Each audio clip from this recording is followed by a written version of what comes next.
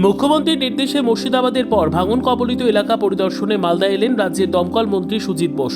শনিবার দুপুরে তিনি মানিকচক বিধানসভা কেন্দ্রের একাধিক ভাঙন কবলিত এলাকা পরিদর্শন করেন। সেই সঙ্গে মানিকচক ঘাটে একটি দলীয় কর্মসূচির মধ্যে দিয়ে ভাঙন কবলিত এলাকার বাসিন্দাদের মধ্যে কিছু ত্রাণ সামগ্রী তুলে দেন সুজিত বোস। মন্ত্রী ছাড়াও এই দিন উপস্থিত ছিলেন মানিকচকের বিধায়ক সাবিত্রী মিত্র, জেলাশাসক নীতিন সিংহানিয়া, মালদা জেলা পরিষদের সভাধিপতি লিপিকা বর্মন ঘোষ সহ অন্যান্য প্রশাসনিক আধিকারিকরা। এদিন ত্রাণ বিতরণ শিবিরের মঞ্চ থেকে রাজ্যের মন্ত্রীর কাছে মানিকচক বিধানসভা এলাকায় একটি দমকল কেন্দ্র গড়ে তোলার জন্য আবেদন করেন বিধায়ক সাবিত্রী মিত্র। একটি লিখিত আবেদন জেলা শাসকের মাধ্যমে মন্ত্রীর কাছে তুলে দেওয়া হয়। এরপর মন্ত্রী সুজিত বোস রতুয়া বিধানসভা কেন্দ্রের ভাঙন কবলিত এলাকা পশ্চিম রতনপুর সহ একাধিক এলাকা পরিদর্শন করেন। মুর্শিদাবাদে এসেছি মুখ্যমন্ত্রীর নির্দেশে। আজকে মালদায় তার রাত্রেই ঢুকেছি মহিলাতে। আপনারা জানেন যে কিছুক্ষণ আগেই আমরা মানিকচক ঘাট পরিদর্শন করলাম। বিস্তারিত বক্তব্য পরে আসছি। এখানে সাবিত্রীজি আছেন, দীর্ঘদিনের তিনি মন্ত্রী ছিলেন, এখন বিধায়ক তিনি এখানকার, তাকে আমার প্রণাম। আব্দুল রহিম বক্সি আছেন।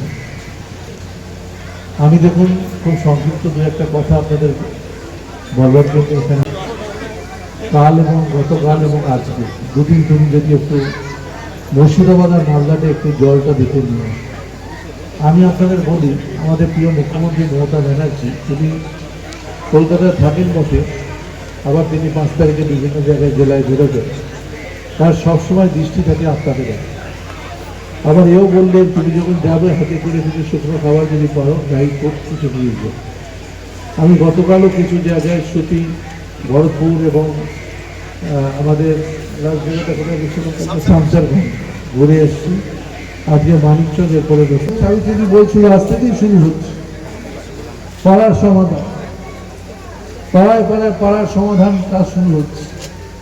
80,000 ভূত আছে এই রাজ্যে, সেই 80,000 ভূতে পুঁতে 10 লক্ষ টাকা করে খরচা হবে। তার মানে বুঝলেন উন্নয়ন বাংলার মুখ্যমন্ত্রী, সে লক্ষ্মী ভাণ্ডার বলুন কিংবা অন্যান্য প্রজেক্টগুলো সরকারের স্বাস্থ্যসাথী বলুন কিংবা অন্য প্রকল্প যেগুলো সরকারের আছে, কন্যাশ্রী প্রকল্প আছে, রূপশ্রী প্রকল্প আছে। ব্যুরো রিপোর্ট, উত্তর বাংলা সংবাদ।